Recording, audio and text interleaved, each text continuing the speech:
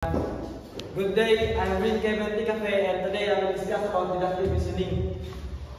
Good day everyone, today we discuss about deductive reasoning. So deductive reasoning is the process by which something is determined based on pre-existing and accepted facts or premises. When using deductive reasoning, a person selects a single best outcome or solution to a problem, supporting their choice with knowledge that already exists and has been determined to be true. Deductive reasoning is used in all sorts of situations, from day-to-day decisions in contemporary life to large-scale ones like those in policy-making or governmental settings. So there are three features of deductive reasoning. It first moves from general to specific, and if premises are true and logic is valid, the conclusion is guaranteed to be true, and often used in mathematics, logic, and scientific reasoning. So, why is deductive reasoning important? So, it's important because it helps in problem solving and decision making, and ensures logical consistency in arguments, and is widely used in science, law, and philosophy. This is the structure of deductive reasoning. First is the major premises, or a general statement, and the minor premise, or a specific statement related to the major premise. And the conclusion is a logical result based on the two premises, which is major premise and minor premise. So, first example, so the major premise in all humans are mortal, and the minor premise is Socrates is a human. So the conclusion is therefore Socrates is mortal. Since both premises are true, which is the major and minor premise, the conclusion must be true as well. So another example. So all birds have feathers. A sparrow is a bird. Therefore, a sparrow has feathers. Since both premises are true and logically connected, the conclusion must be true. So there are two types of deductive reasoning. First is the categorical syllogism and the conditional reasoning or if-then statement. So first, let's discuss about categorical syllogism. So first, this involves statements that classify things into categories, and it uses categorical terms like all, no, or some. And how to identify a categorical syllogism? So it starts with a general rule or the premise one. For example, all humans are mortal, and apply a specific case or the premise two is Socrates is a human, and reaching a logical conclusion, which is therefore Socrates is human, because from the first premise it stated that humans are mortal, and the conclusion is about mortal, and the subject is Socrates. So in conclusion, it satisfies both premise and leads to a logical conclusion. So it has three terms, which is major term, minor term, and middle term. So one conclusion is the mortal, and the minor term is the subject of the conclusion, which is Socrates, and middle term that appears in both premises but not in the conclusion, which is human. So example again, all mammals breathe air. So the conclusion here is that breathe air, and whales are mammals, which is the subject is weight, and therefore whales breathe air. The second is the conditional reasoning. This involves conditional statement that follows the if-then structures. So this has two types. First is the modus tollens and modus ponens. So first, let's explain about modus ponens. So the structure of that is if A is true, then B is true, and the conclusion is that A is true based on the statement B. So So for example, if it rains, then the ground will be wet. It is raining, therefore the ground is wet. So these examples follow modus ponens or valid form of argument because the statement A is valid from statement B because it states that the first if it rains, then the ground will be wet, and the statement B said it is raining, so you can conclude that the ground is wet. Second variation is the modus tollens. So modus tollens simply is denying the consequent.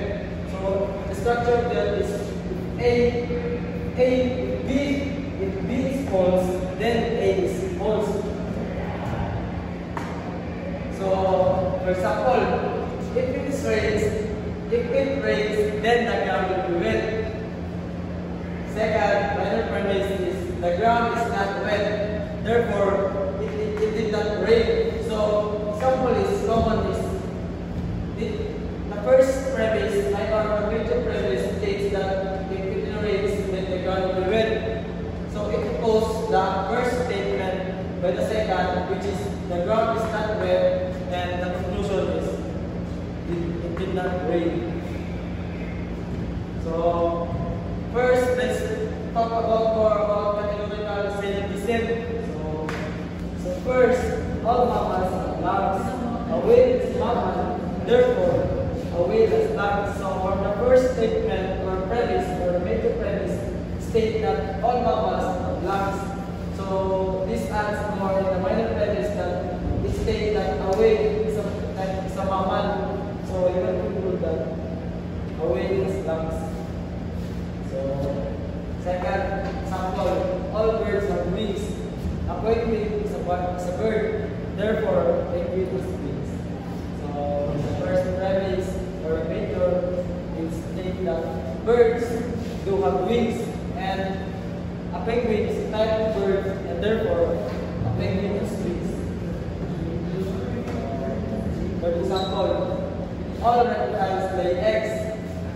Snake is a reptile, therefore a snake lays eggs. So in the major premise states that all reptiles lay eggs, and the minor premise states that a snake is a reptile. From the given statement, that you can conclude that a snake lays eggs because it states that the second premise is a snake is a reptile, the major premise is reptile lays eggs. So for example, you all bachelors are married.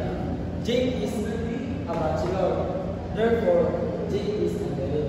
So since it's stated in the major premise that all bachelors are married, since and the minor premises state that Jake is a bachelor, then the conclusion must be true, and therefore Jake is unmarried. So the last example, all humans need oxygen to survive, and Emily is a woman, therefore Emily needs oxygen to survive. Since you stated all humans need oxygen to survive, since Emily is human, therefore Emily needs oxygen to survive. Let's furthermore discuss the conditional reasoning or defensive. So first, there are two types of conditional reasoning. First, the modus ponens and modus tollens. Let's discuss about modus ponens first. So the structures of modus ponens is if A is true, then B is true. So first premise, if it rains, then the ground will be wet. And the minor premise is it is raining, therefore the ground is wet. So the first statement states that if it rains, then the ground will be wet. And the second premise supports the statement A, which is state that it is raining, therefore the ground will be wet. And the second example is if a person studies hard, they will pass the test. And the minor premise, John studied hard, therefore John will pass the test. In the first premise states that person studies hard and John studied hard, therefore John will pass the test. If an animal is a cat, then it must be cursed. Luna is a cat, therefore Luna has to be cursed. Since it stated that the first premise is cat. If an animal is a cat, it has to be cursed. So simply that state that statement B is Luna is a cat, therefore Luna has to be cursed. So example 4. If a number is even, then it is divisible by 2. And 42 is even, therefore 42 is divisible by 2. Since state that if a number is even, then it is divisible by 2. And since 42 is a logical even number, so therefore we can conclude that 42 is divisible by 2. For our last example for modus ponens is, if it is below freezing, water will turn twice. The temperature is below freezing, therefore water will turn twice. Since state that below freezing water will turn into ice, then and the temperature is below freezing, first statement, therefore water will turn into ice. So the second type of conditional if-then statement is the modus ponens. If A implies B is true, and if B is false, then A is false. So for the example 1, if it is snowy, then the temperature is below freezing. The temperature is not below freezing, so it is not snowy. Simply, B, you can conclude that A is false because the B or the second premise is state that it is not below freezing. So the conclusion is not snowy. For the second example, if a student studies regularly, then they will improve their grades. Minor premise, Lisa did not improve her grades. You can and the conclusion is Lisa did not study regularly. So from the first statement is if the student studies regularly, then they can improve their grades. Since in the minor premise it states that Lisa did not improve her grades, then you can conclude that Lisa did not study regularly. So, start example. So, if you exercise daily, then you will stay fit. So, in the minor premise, David is not fit. So, you can conclude that David did not exercise daily. From the major premise is state that if you exercise daily, then you will stay fit. So since David is not fit, therefore David did not exercise daily. So in the last example, if the traffic light is red, then cars must stop. And the cars did not stop, and the conclusion is the traffic light was not red. So in the major premise again, state that if a traffic light is red, then the cars must stop. And the minor premise is state that the car did not stop, therefore you can conclude that the traffic light was not red. That's all for my report.